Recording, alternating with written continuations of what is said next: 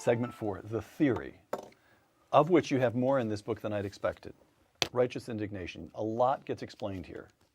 Marx and Hegel had paved the way for the progressives, who in turn had paved the way for the Frankfurt School, who had then attacked the American way of life by pushing cultural Marxism through critical theory. There's a lot going on there.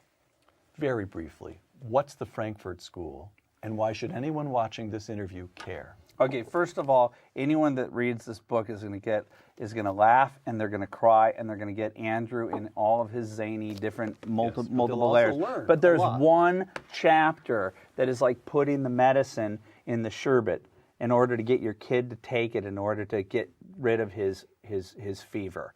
And to me, my one discovery, my one great epiphany, my one aha moment that I said, I got it. I see what exactly happened with in this country.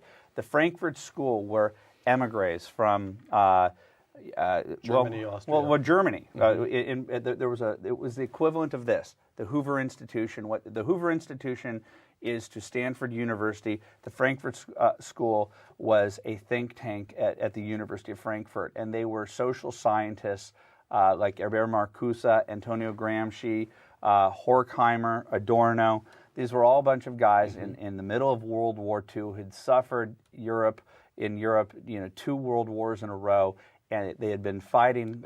They had been fighting the Nazis, and they were trying to figure out another aspect of how to how to spread Marxism around the world. You could go to Bolivia, you could go to Bulgaria, and you could go to the peasant class, and you could say, let's flip this place.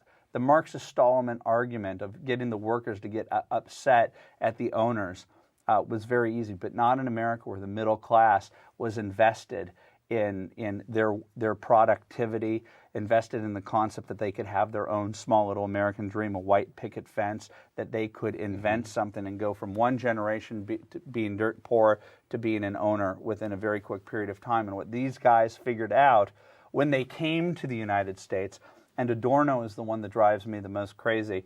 He came out to California, and I think it was Bertolt Brecht, the East German playwright, moved to Santa Monica in the 1940s at the height of the Golden Age. Think about this.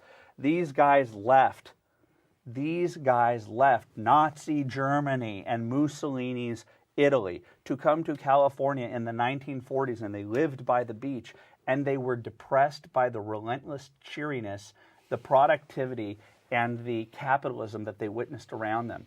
And they came up with at the end of the day, we could call it cultural Marxism, but at the end of the day, we experience it on a day-to-day basis. And by that I mean a minute-by-minute, second-by-second basis.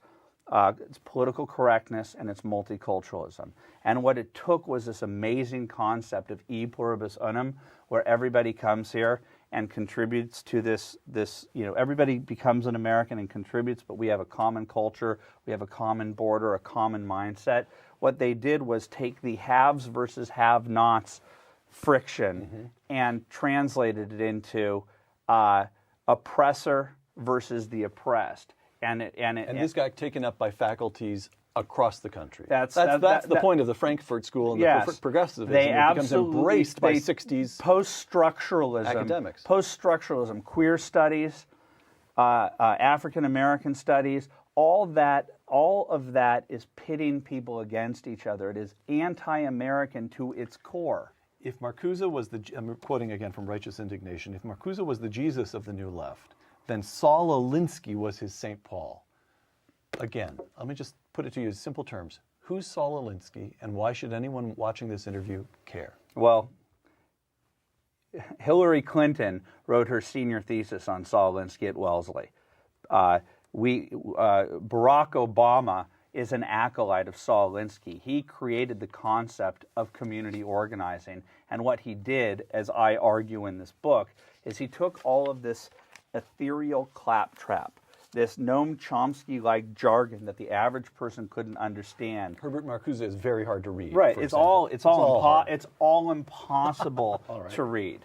But he was able to translate this cultural Marxist down to a series of rules and a mindset, a warrior mindset, where the critical theory was like, take on your enemy, take him directly on, destroy that person. He applied critical theory down to the street war level, and I would argue that the Katie Courics of the world, the Chris Matthews of the world, Rachel Maddow, and Keith Olbermann, unbeknownst even to themselves, are studied in the tactics of Alinsky.